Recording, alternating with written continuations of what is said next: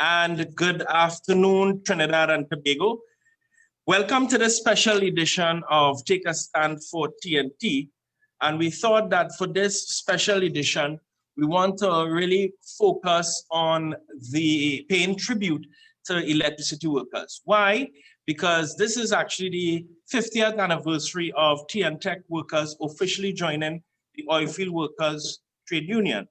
And we felt it important for us to spend a little time in this very important interview with Comrade Peter Burke, OWTU's Vice President responsible for TNTech, to talk a little bit about TNTech, electricity, what this means for Trinidad and Tobago, the importance of TNTech and its workers, the contribution it has made to Trinidad and Tobago, and so on. And I'm of course, your host and interviewer. I am Comrade Ozzy Warwick, and we want to be able to spend a little bit of time talking about electricity, because it's one of those issues that if we don't clarify certain things, the public is left with an opinion that does not properly represent, indeed, the real picture of what the contribution of electricity workers are, and why we as a nation find it necessary to be able to truly appreciate the importance of the electricity workers and electricity in general. Now, why do I say that? You see, sometimes we take for granted certain things in Trinidad and Tobago. And one such thing is that we go home and we flip on our lights and there's light. We put on an appliance and it functions. And we sort of take for granted that the only reason we are able to have this valuable service is because there are workers out there who are literally risking their life and limb to bring this important power to your home, and as well to your workplace, as well as the industries, and to all the various retail outlets and so on. We sometimes do not even realize that without electricity, something as basic as preservation of food would be threatened. And we would really realize that if there's no electricity for about 3 or 4 days, and you'll see how important electricity is for the preservation of food. In terms of our appliances, which have become part of our daily lives, without electricity, none of those will function. In terms of even water supply, many homes and many of the housing developments, if electricity goes, there is no water. So it's even tied to something as basic as water. If there's no electricity, then the gas stations do not function. So there's no fuel. When you think, and that is in terms of just domestic use, when you look at major manufacturing, light manufacturing, retail outlets, as I mentioned before, all of these things are so critical and become, almost deeply embedded as part of our daily lives. And we sometimes take for granted that we benefit from these services simply because there are workers who are risking their life and limb to ensure that we get that power. Now, when you consider electricity as well, I want to put it a little bit in the context of a human right, because it is part of what we call the reproduction of daily life. It is part of our means of subsistence, because without it, as a species being, we would find it very difficult to survive.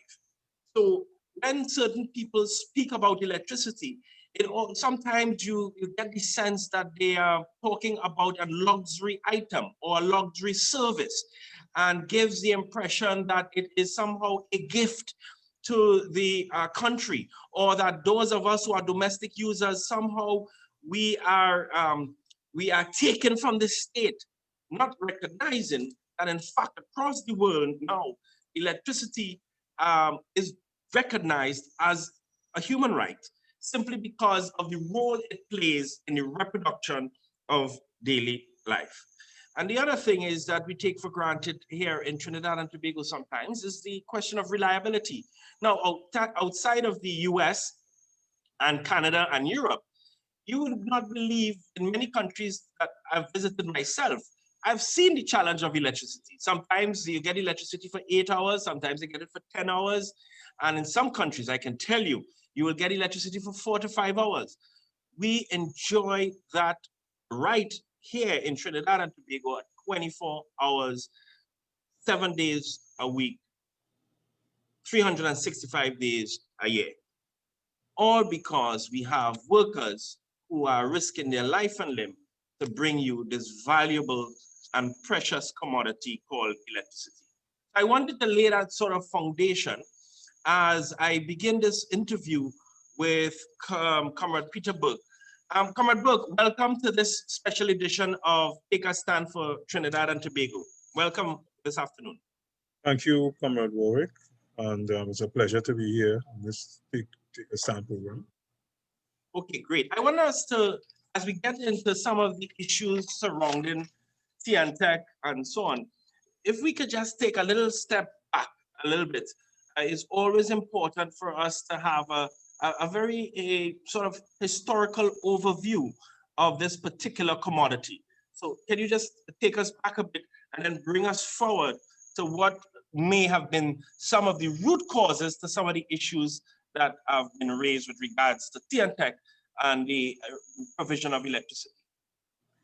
Okay, well, first of all, historically, electricity has been generated in Trinidad and Tobago since the late 1890s. I believe it's 1897. In 1946, TNTech was formed, and it was an amalgamation between two municipal power utilities, the San Fernando utility. I am informed that that station was based on Carib Street, and of course the Port of Spain power plant, which is sited on the corner of Flamant and Park Street in Port of Spain. That station is no longer in service.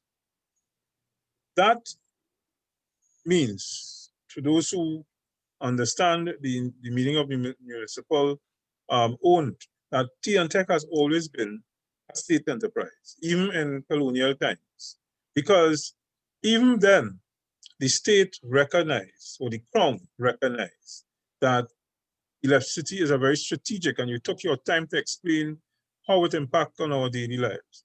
Electricity is an integral part of a modern society, and it's strategic and should be under the control of, in terms of policy, by the people. So TNTech from 1946 coming through the years has always been owned by the state. Sometime in 1953, the Penal Power Station, at the time state of the art, but the Penal Power Station is important because it was the first natural gas burning power plant in the country. And around 1970, the TNTech workers decided that they were going to leave their in-house union and join the ranks of the OWTU.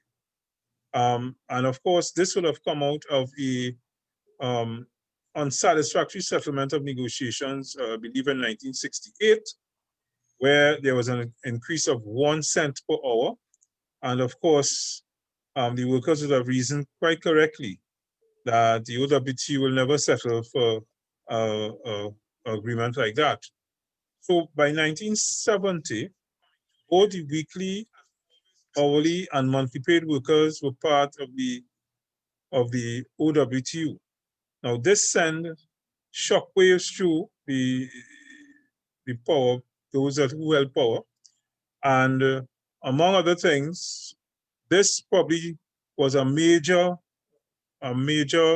catalyst for the government having the IRA. And one of the major provisions of the IRA is to prevent trade unions from having more than one what is deemed an essential service. The OWTU, because TNTech joined OWTU before the IRA, is the only union with two. But the government has prevented the expansion of this union. because of the influence that the union would have in the industry if they were allowed to have more than one what was deemed essential service. So in 1970, the first negotiations started, and of course, we have had some very good settlements. The next significant milestone, of course, was in 1994 when Tech was partially privatized, the generation aspect of it. So Tech was no longer an integrated power company, meaning that it would engage in generation, transmission, and distribution of power. And even though Tech remained the major shareholder, 51% of the new company called PowerGen, it lost day-to-day control. And those decisions that are made day-to-day by the foreign partner, which was a consortium of at least 3 multinationals. Now, there was a movement that was global in the late 70s and early 80s, and from the late 70s to the 90s, where the multinational lending agencies forced governments of the South to privatize strategic industries. And these privatizations were driven by the needs of the multinational corporations to expand their businesses southwards. Now, the economic South was now put in a position that the profits which have remained in the local jurisdictions now went north. So in 1994, the consortium of Southern Electric and 2 other companies, they took 49% control. Now, in the case of PowerGen, Tech retains or earns 51% of the profits they generate. But they have no real control over the day-to-day operations of the plant. And I will just get into some of the drawbacks later. Now, subsequent to that, we had a company called Incogen, which was foreign owned. And then that company sold to Con Edison, which now operates Trinity Power from the Point Lisa industrial estate. And that company is wholly owned by the multinational. We also have TGU, which initially was a consortium of the state and a private partner. It is now 100% wholly owned by the state. But those profits don't come to Tech, they go directly to the state. And Tech now finds itself supporting 3 bulk suppliers, all of whom are profitable, while Tech is running at a loss.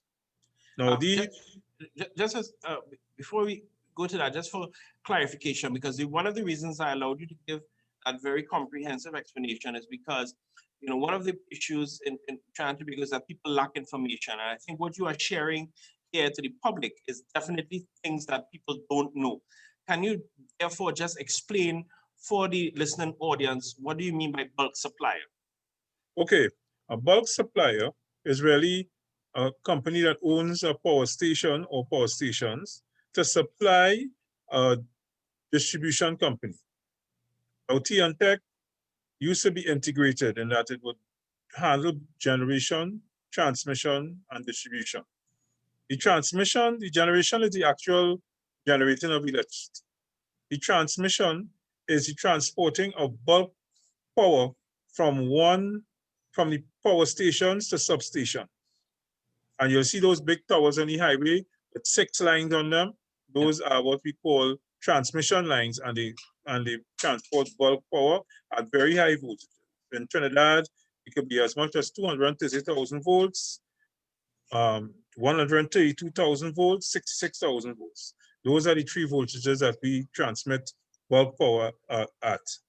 And then, of course, you have the distribution voltages where we supply customers, and that starts from 33,000 volts 12,000 votes, and then the normal supply that comes to households and commercial enterprises. Now, what is key about this arrangement with the bulk suppliers is that it is onerous to TNTech. In fact, TNTech subsidizes the profit making of these bulk suppliers. And a lot of services within the electric industry is duplicated.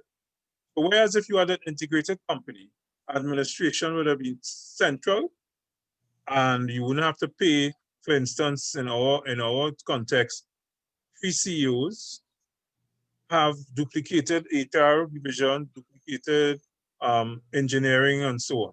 You could have had a more lean operation.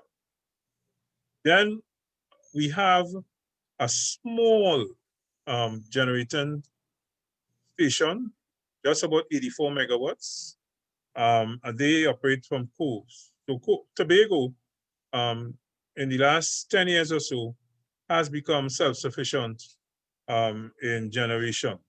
And that would have coincided with the establishment of natural gas being drilled and brought to shore in Tobago. And that is backed up by 2 submarine cables. Now, just a second, because, sorry as I interrupt you from time to time, but where I see the need to, just elaborate or clarify something for our audience, I would interject. You said something that is actually very, very important before you move on. And I think I need that to be elaborated a bit so that it really sink into people's psyche. And it has to do with this point that TNTech subsidize the profits of bulk suppliers. I think people will be interested to hear, how does that work? How is that even possible? All right, well, I was going to elaborate on what we call the PPAs, which is the power purchase agreements. Yeah, okay, now, sure. All right. The power purchase agreements is the contract which governs the relationship between TNTech and those bulk suppliers. So I've identified the 3 bulk suppliers: PowerGen, partially owned by TNTech; Trinity Power, wholly owned by Con Edison; and TGU, wholly owned by the government. Now, these contracts are take or pay, which really means that you have to pay for the full amount, whether you use the power or not. So that puts TNTech at a severe disadvantage, because you may have to pay for power you don't need. All right, I just wanted to make sure that TNTech TNTech is paying for a certain amount of power, which power is not always necessary. So you're paying for more than what you're actually using, in effect. Okay. Right. So in the case of those bulk power suppliers, they charge for full capacity on an ongoing basis. TNTech may not need the full capacity. And there are other aspects of those power purchase agreements which puts TNTech at a disadvantage. I'll just give you a couple, because those contracts are extremely complex, but we are certain that they are onerous to TNTech's best interest. For instance, you can have a maxi and you give somebody that maxi to operate. Now, TNTech purchases fuel for all the bulk suppliers. Regardless of how they use that gas, TNTech has to pay. Now, when TNTech... So TNTech, in addition to purchasing the power, they purchase the fuel for the bulk suppliers? Is that what you're saying? That is correct.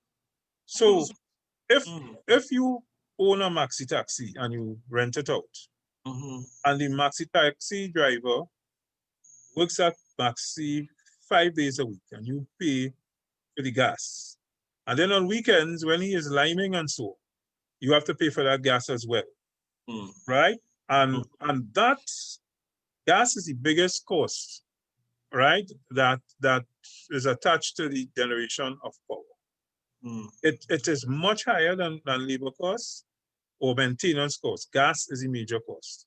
So if it is that you have limited control of how the gas is used, there's no actual hold that you can have, or say, or accountability for the use of gas by the bulk suppliers to TNTech who paying for that gas. right? So that is a major issue. And, you know, sometimes you hear the corporation sole or line minister would talk about the debt to NGC. TNTech doesn't even negotiate the price of gas. That is done by the state. So TNTech can't even decide for its major costs how much it's going to pay. It has no say in that. So the state determine the price that TNTech is State going to pay. and the in terms of multinational the gas. determines that. TNTech has no say in that whatsoever. None whatsoever. I think that's another one of those very important points. So the national community must know that. We must know. Yeah. Right? Because they fail to, explain that aspect of it.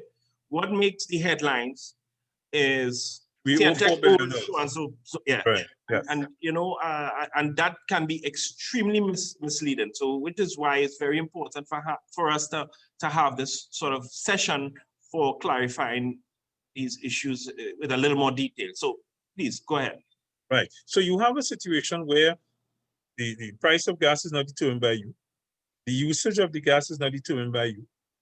And therefore, the efficiencies that you'd want in the use of that expensive commodity is in the hands of other people. That does not put TNTech in a very favorable position in terms of efficiency and so on. But TNTech don't seem to have real fundamental decision-making power. These decisions are made for TNTech, external to TNTech. Yes, yes. And what happened? The state, being the shareholder, the sole shareholder, as is its right, we are not arguing with the right of the state to determine policy, national policy development. The state uses TNTech as a means to attract direct foreign investment. And in addition to the bulk suppliers making obscene profits, while TNTech continues to generate a loss, we have large multinational customers doing the same. Right? So they have the cheapest electricity in this part of the world. They come here, they set up business, and they continue to make profits. And a lot of them engage in something called transfer pricing, where they will sell the products that they produce locally using, well, subsidized electricity, subsidized water, subsidized gas, sell it to a subsidiary for, just for an example, 50% of the world market price. Government will charge taxes based on that reduced price, right? And then they would sell it on the world market from that subsidiary for the world price. So they are not only using subsidized resources in Trinidad and Tobago, they're also robbing the government of the correct amount of taxes. Yeah, again, what you're saying is that we have this situation where multinationals themselves are exploiting this resource called TNTech, of course, power, electricity. And I mean, they can't function without that means of production. Correct. You don't hear, which is, I find the most unfair thing, that you don't hear the authorities talk about the role of the multinationals. They make it sound as though we as citizens must feel somehow guilty for paying low electricity prices, not recognizing that in fact, what we should be talking about are the multinationals, not the single parents who have 2 kids and, trying to make ends meet, and the electricity bill is one of many other bills, who earning $3,000–4,000 a month. We are talking about multinationals who earn revenues upwards of tens of millions of US dollars. That's correct. You see, it's an inequitable balance, but the focus is on us, the citizens, because I hear arguments and I see comments in the newspapers by, even an economist, Comrade Burke, even economists making these arguments. Well, in Trinidad and Tobago, you, the citizens, pay such low electricity prices and they guilt us. But they don't talk. We don't hear them talk about the bulk suppliers. We don't hear them talk about the multinationals. But it's just us, ordinary citizens. And it's absolutely sad, because at the end of the day, we elect people to look after our interests. And I mean, Tech is such an integral part of our economy. It's the most important company in any modern economy. It doesn't have to be Tech, any electric utility. Because without electricity, nothing runs in the 20th and 21st century. And this has been so for more than 100 years.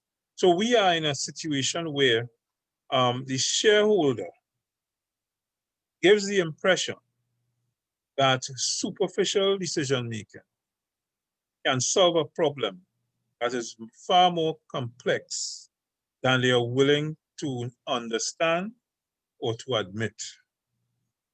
If it is, we are going to make Tech more efficient.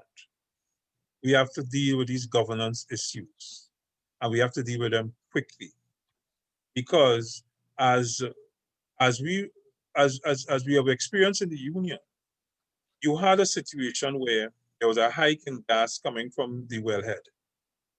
Again, the multinationals being so well entrenched within our energy sector that they were able to force the state to pay a price for gas, which is now being passed on to the upstreamers, and it's causing a lot of economic uncertainty within, particularly on the point research industry. Right? We are in a situation where we are not even certain that we can have the amount of gas we require. All these companies have been asked to cut back so that Tech can get its fair share of gas to power the nation. And we have to look at it comprehensively and very, very objectively about how we treat with energy in this country. Now, electricity can be generated in many different ways: fossil fuel, renewables, thermal, many different ways. What we have to be careful, what we have to be certain of, that our energy security is not compromised because anybody is holding us over a barrel. And to do that, we need strong local leadership, not only at the management and board level of Tech, and that has been lacking, but we also need strong leadership at the level of the state, at the level of the Ministry of Public Utilities, Ministry of Energy, and within Whitehall itself. Because these things are not to be taken for granted. Tech is by far the best utility in the country. And we cannot take it for granted, because as happened 2 years ago, almost exactly two years ago, one day more than 2 years ago, right? Something that the country took for granted was taken away, right? Where proper policy making could have solved a problem before it got into a crisis. We don't want that to happen to any other major and strategic enterprise, state utility in this country. Because unfortunately, people don't realize the issues properly before major policy decisions are made. Yeah, because I mean, power and electricity, as I said earlier, is such a fundamental part of our means of subsistence. So anything that interferes with that, whether it's a question of reliability or price, will severely impact our reproduction of daily life. All right. Now, I thought we dealt quite significantly with some of the macro issues, and I would just like for you to touch on some of the management issues as well, because there seem to be some challenges in that. Let me just explain. One of the issues that we've had with a lot of state enterprise is that there are really poor management decisions that are being taken over a long period of time. And it is oftentimes left untreated for different reasons, a lot of it political, but it's left untreated. And it therefore, over a period of time, it accumulates and accumulates and culminates in a crisis situation, which then the state comes to the population to say to the population, well, we have a crisis and we have to take drastic action. When they could have taken less drastic action a few years before to address some of those issues where management do have some control over and really have not been fulfilling their mandate and their duty and responsibility to the population to properly manage the utility. So can we get a little bit into some of that? Yeah. All right. One of the things, the way the state enterprise sector was organized in the early 70s was that you had a board being appointed to insulate the management of the state enterprise from the political directors. Now, as a young man, a young boy growing up in tea and tech, we were confident that we had a management in place that would not succumb to the vagaries of political interference. And that was so generally. I mean, there are certain decisions that corporations will take that will have to be heeded. But the day-to-day, the interference in the day-to-day running of tea and tech only became an issue in the mid to late 90s. It became a serious issue then. We are making decisions today based on political expediency and patronage more than ever before. Now, this is going to impact on morale, the quality of the workforce, privatization of the jobs within tea and tech, and the general output and efficiency of the company. Now, mind you, those governance issues that we spoke of earlier are much more significant than what we're dealing with now, because those are the bread and butter, the real survival issues facing tea and tech.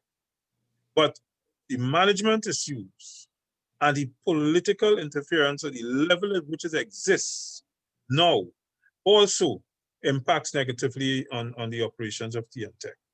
How your workers are treated, what they are encouraged to do, how we deal with HSC issues, how we deal with industrial relations. All these things are impacting on tea and tech's morale, the ethical fabric, right, is being compromised. Now, as I said before, restraint is important. We need restraint from the politicians. Because yes, you are responsible as shareholder for the running of tea and tech.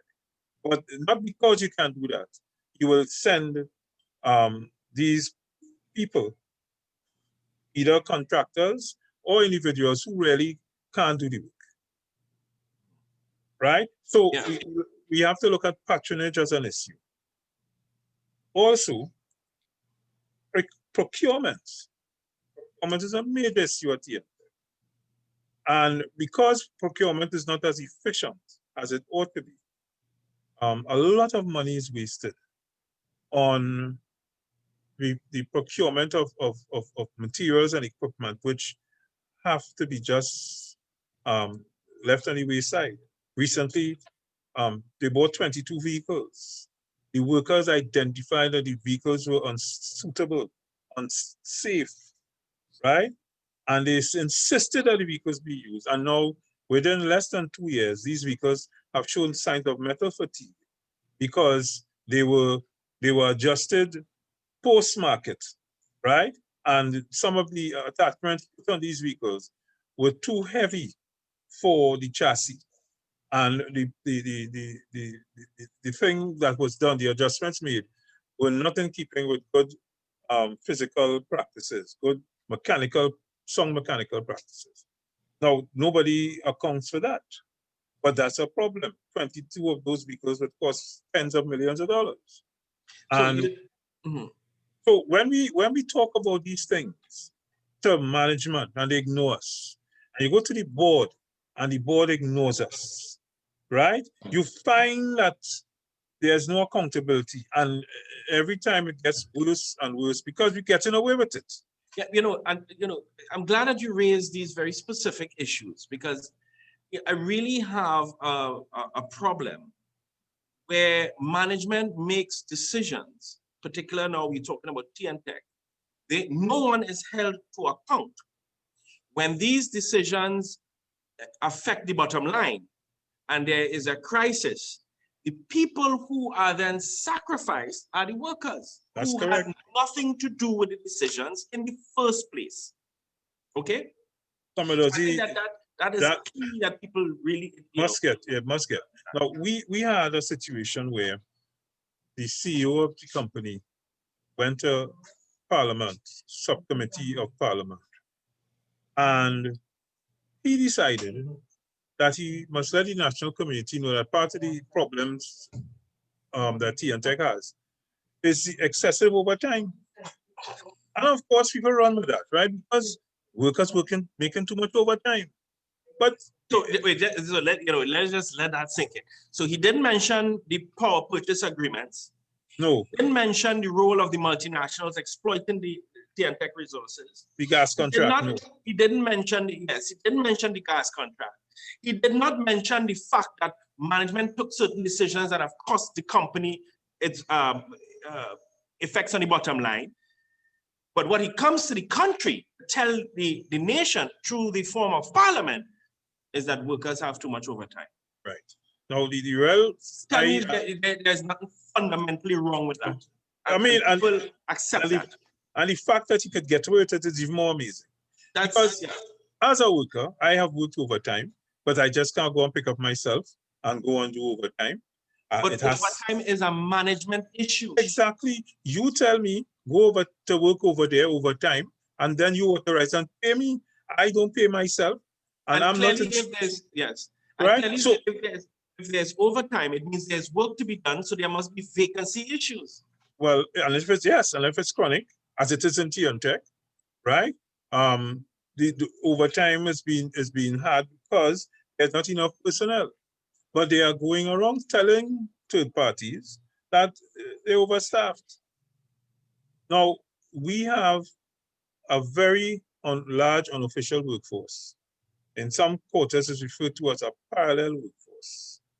Yes, I'm glad that you raised this because, you see, it is these so-called unofficial workforce, all right, where you see the political patronage.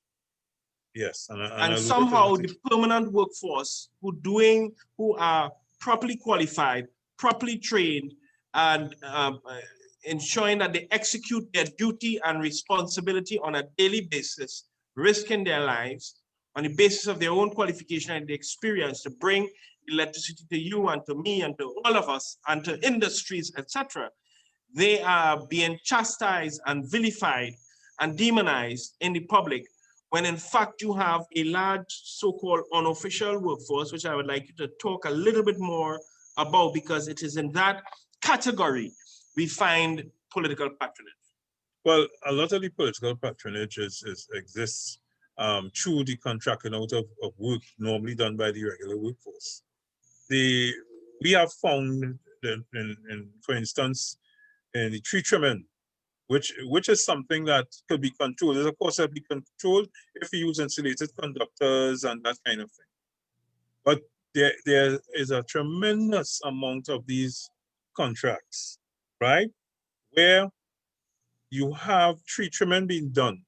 Sometimes the TNTech crews will find tree trimming contractors on the same line that they have been assigned to. There's some exposés of some very large payments to contractors for work done. We've had complaints from our members that the commission would pay a tree trimming contractor, and within a few days, the line trips out because the trace was not properly trimmed. And there's no accountability for that. We also made representation to the board a few years ago, and we had 90 odd of these workers trained, because the board at the time realized that this thing is scandalous to have all these tree trimming contracts, and we could do it in-house, and it was so expensive. We had an incident of a $5 million contract a few years ago, which could have paid all the tree trimmers in TNTech for a very long time, into one company for a very short space of time. These are things which have been ignored, not only by the board of TNTech, but by the state. And one has to ask themselves, why? Yeah. Why? Why are we ignoring these glaring inefficiencies? And that's at best. You can call them inefficiencies at best. Why are we ignoring those things? Why? Now, one of the macro things that I did not talk about, and I think we need to deal with, The Tea and Tech Act is very, very clear about how it's supposed to finance its own business. And the government, in its wisdom, would have established first the Public Utilities Commission, and that has been replaced by the RIC. Now they have a responsibility. Can you just explain to Trinidad and Tobago what is RIC? Right, the Regulated Industries Commission, and that replaced the Public Utilities Commission. And those two entities would have been responsible for ensuring that Tea and Tech earns enough money to operate in accordance with the Tea and Tech Act, which simply states that Tea and Tech should generate enough funds, enough surplus to meet its operating costs and to fund its own capital expansion, capital works, and so on. Now, Tea and Tech has been generally generating a loss, averaging close to $1 billion for a few years well. But as the point was made earlier, the bulk suppliers all have been very profitable. Not 1 year did any one of those bulk suppliers lose any money. Well, of course, as you mentioned earlier, Tea and Tech is running this loss because they're subsidizing the profits of the bulk suppliers, and then and the multinationals are taking advantage of Tea and Tech. Now, one other important, and then of course, not to mention the poor management decisions that cost poor management and poor policy decisions by the state as well. And I'll give you one of the most glaring policy blunders by the state. Yes, please share. As I said before, the Penal Power Station was a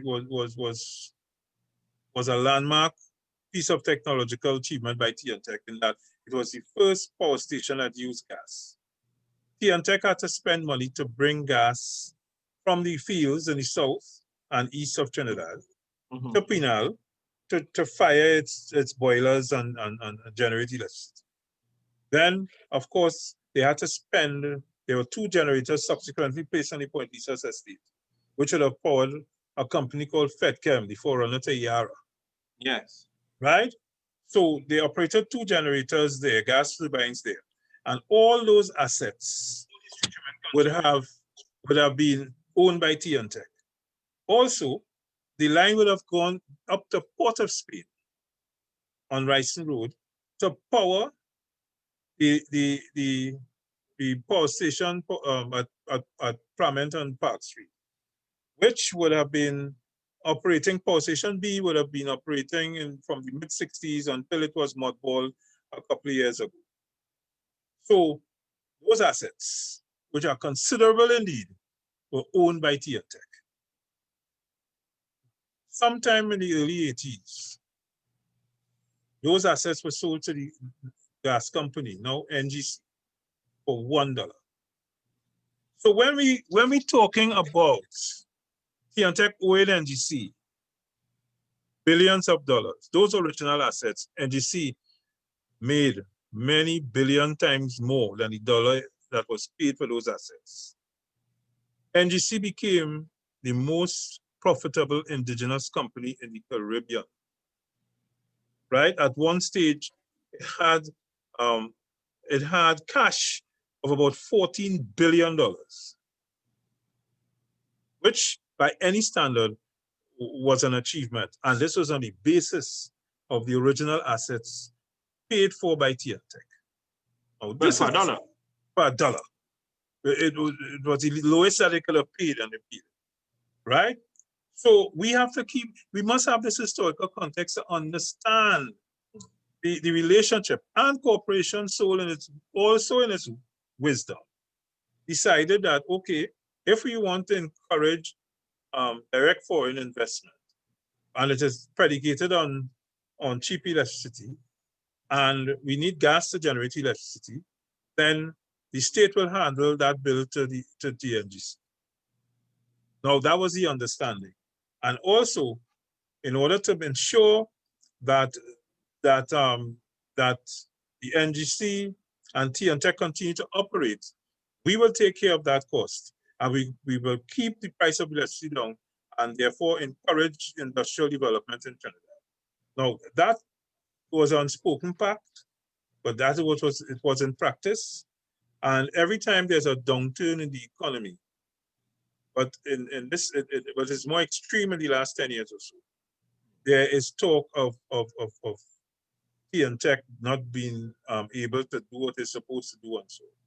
At the end of the day, right, if T and Tech is to ask for that investment that it made, and it wasn't voluntary, in the NGC, the story would be different.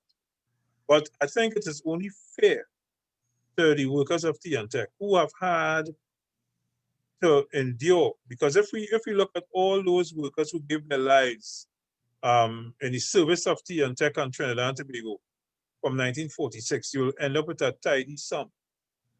A lot of human sacrifice, loved ones kissing their families in the morning and never returning home.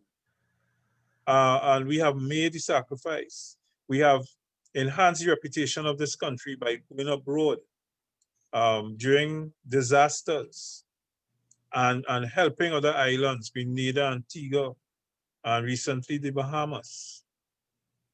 And all this being done when we are hamstrung by those governance issues which affect us so negatively.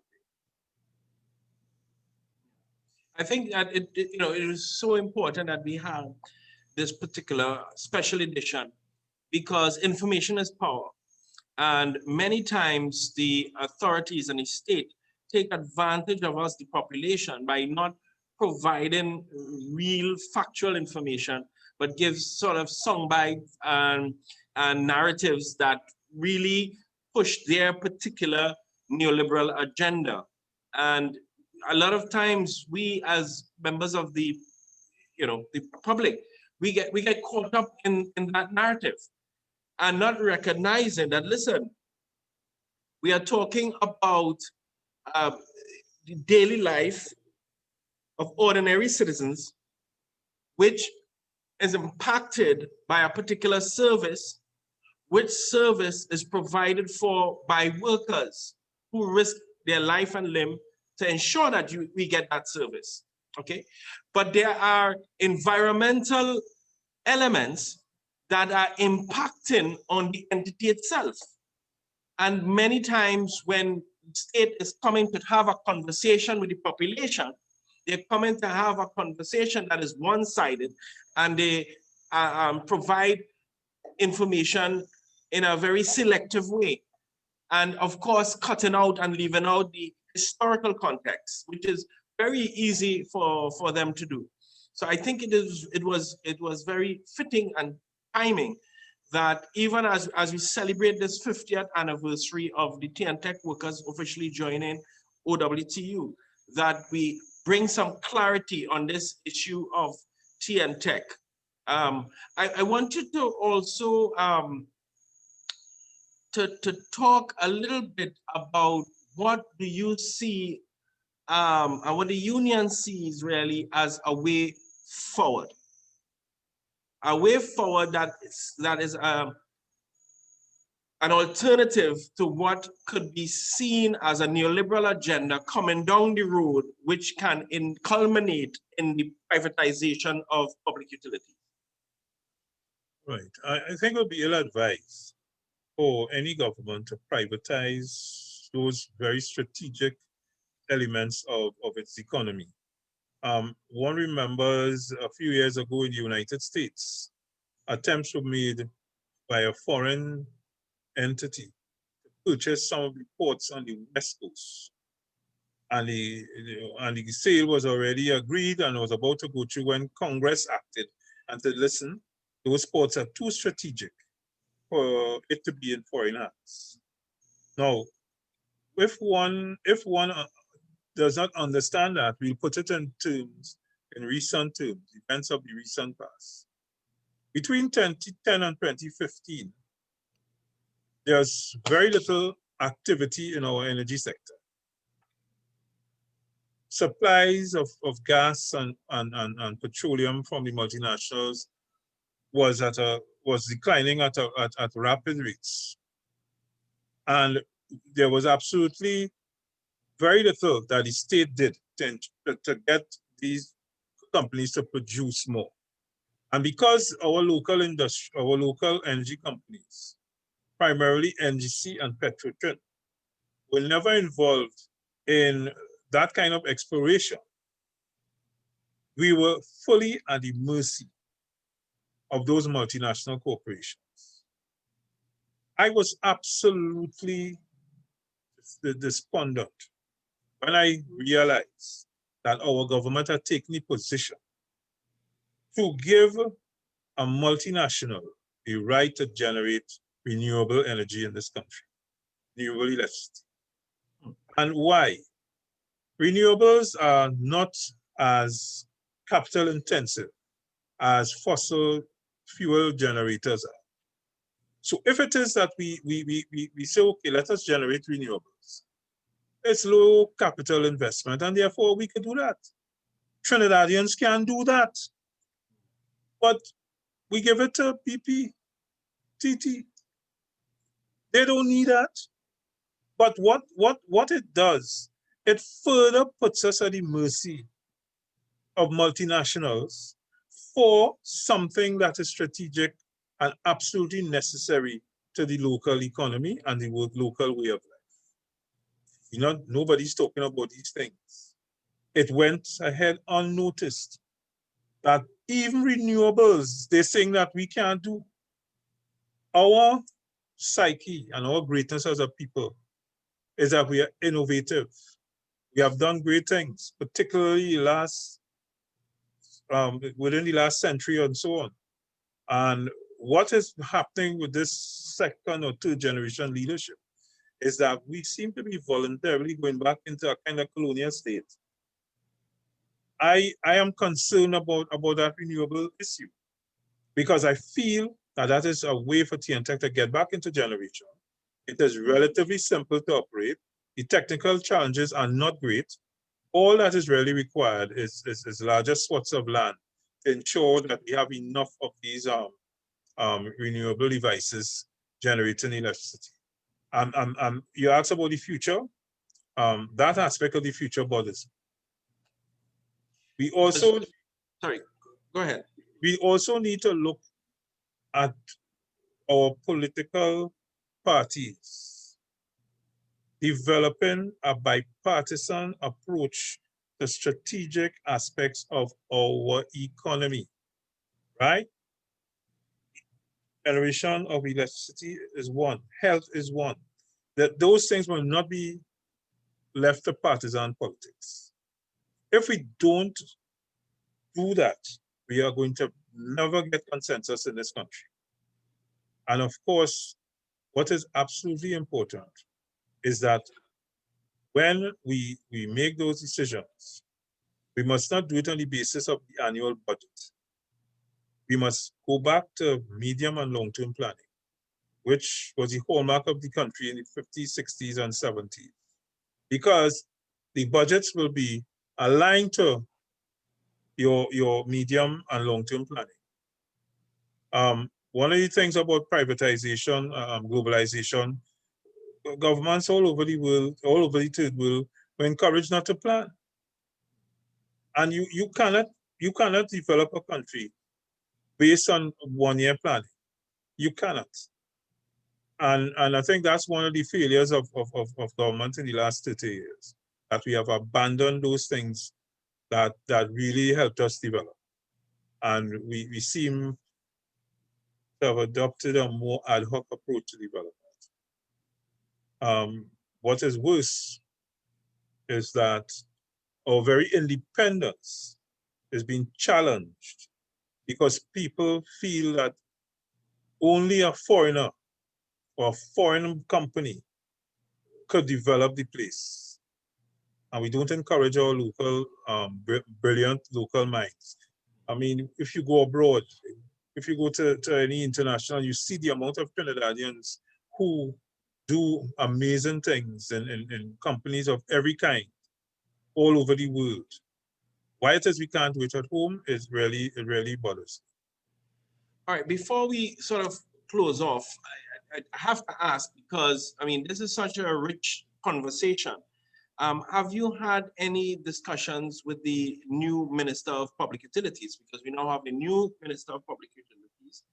And Yes, I'm assuming that he would be very interested to hear what the union has to say.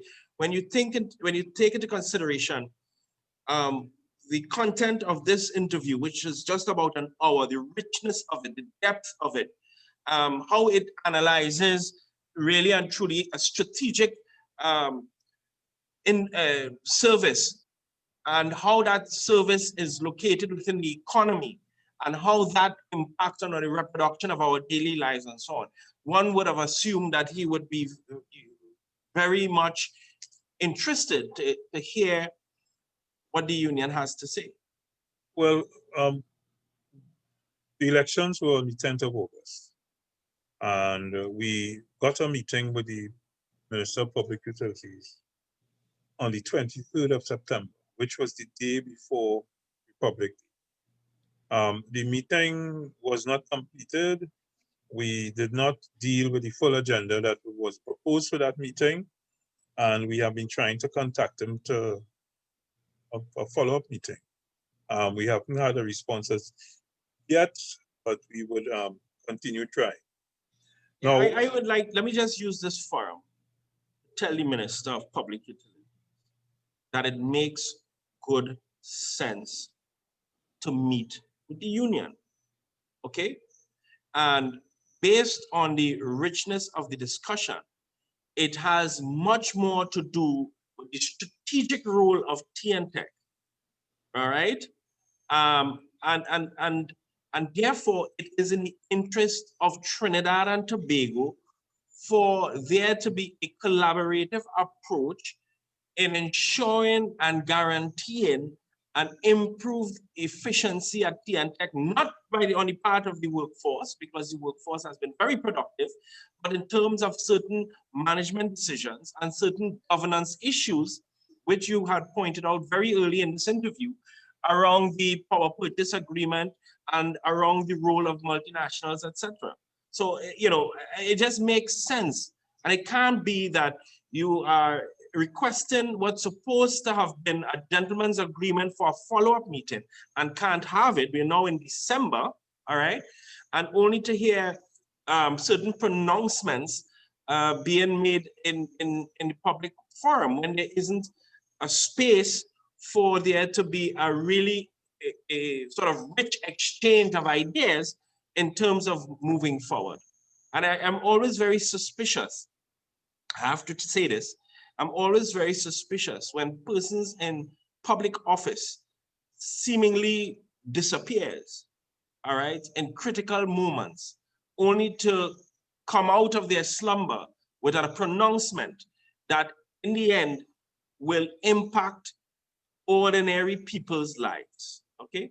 So I just wanted to say that before yes. I ask you to sort of give some closing remarks in this special Take a Stand for Trinidad and Tobago edition.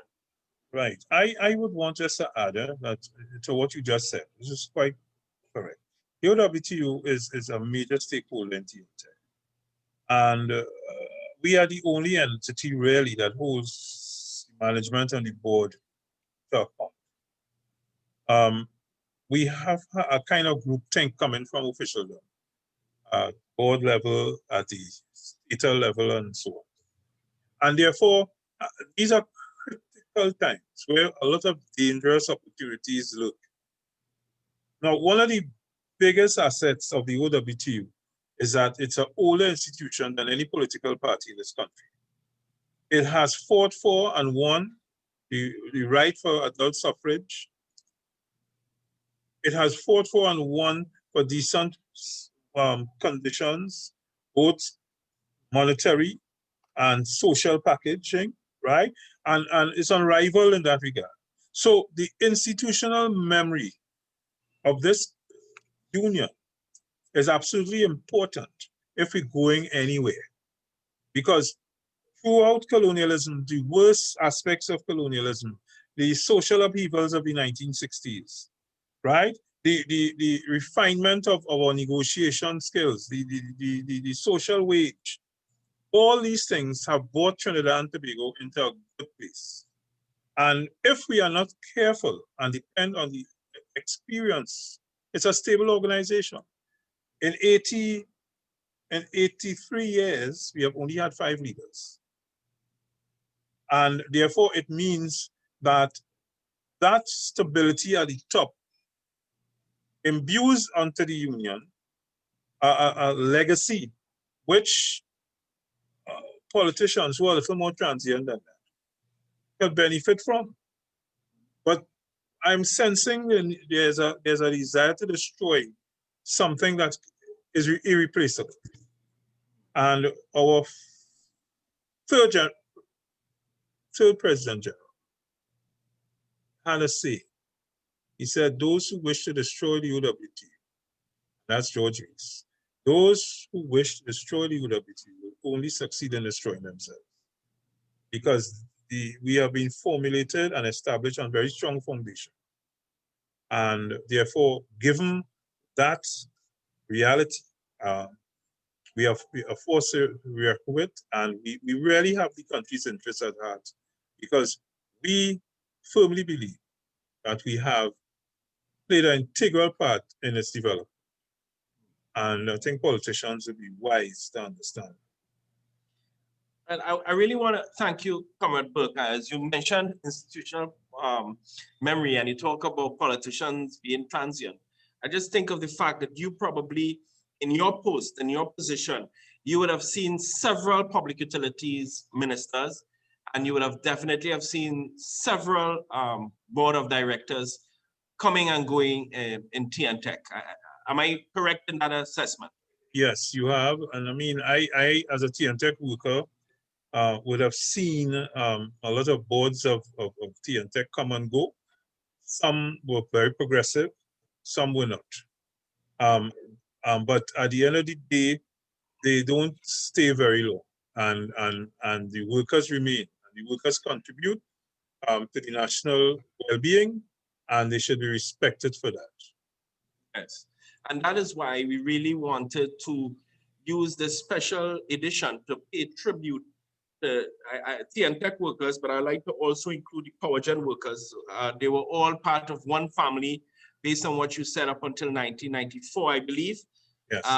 So I want to recognize all those electricity workers, those who generate and those who distribute, and make sure that when we go home in the evening, we can flip our lights and it is there, it is on, and our food that we have left in the fridge is still there, so that we can have a meal with our family whilst watching television as a result of those workers. Now, when you talked about institutional memory, I also want to indicate to our listening audience, this was part 1. Part 2, we will want to bring one of the stalwarts in terms of OWTU and TNTech, Comrade Harrison Thompson. I think some of our comrades would be aware of his role and contribution. And we will continue on with part 3 and 4 as we continue to pay tribute really and truly to the electricity workers of Trinidad and Tobago. Comrade Burke, are there any really closing last remarks you would like to make before we end this particular special edition? Yes, it will be remiss of me if I didn't thank your department for this opportunity. We would have done a lot more extensive work, but given the realities of the time, the COVID-19 crisis, we would have wanted to have done this a little earlier. But as you see, we have taken precautions to present this important interview, and we would want to also remind workers to tune in as we go through the history of TNTech in the OWTU. I know Comrade Harrison Thompson was involved in those early days when we came here. And I would also suggest that we ask Comrade Maraj, yes, right, yes. who Sure. would have been who would have administered the process in a way that TNTech workers don't always recognize. Right, so Okay. that, I mean, and we want to just say thank you again, and I'd like to, on my own behalf, and the executive, thank the tea and tech workers for its service over the last 50 years, and more so over the last 1946 to now is 74 years of dedicated service in the development of Trinidad and Tobago. Yes, and I really want to echo those sentiments. You see, Trinidad and Tobago, it's all about the reproduction of your daily life. Huh? It's about your quality of life. And both those things are impacted by who control the means of production and decisions that are made at the level of the state, as well as the level of boards and at the level of management that impact the particular government service that impacts your life and therefore would impact your quality of life. It will determine whether that quality of life will improve or it will deteriorate. This is about taking a stand for Trinidad and Tobago. And I want to say here this afternoon that we all need to take a stand for the tea and tech workers. They were on the front line during COVID.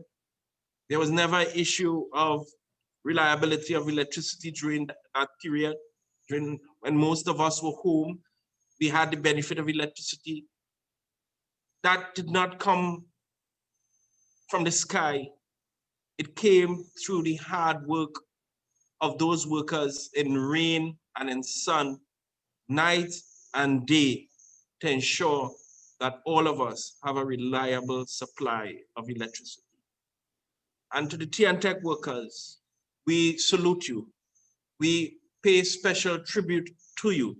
And we want you to know that your work is recognized, that the contribution that you have made to national development is recognized, and that we all owe you a debt of gratitude to ensure that Trinidad and Tobago will continue to develop. So as I close this special edition, I want to thank all the electricity workers, those who generate and those who distribute. UER, the Oilfield Workers Trade Union, is very proud to have you as members as you continue to do great things for Trinidad and Tobago. So thank you all. And I wish to say goodbye as we close off this first part of a tribute to electricity workers as we celebrate the 50th anniversary of tea and tech workers officially joining the Oilfield Workers Trade Union. Thank you and have a very good afternoon.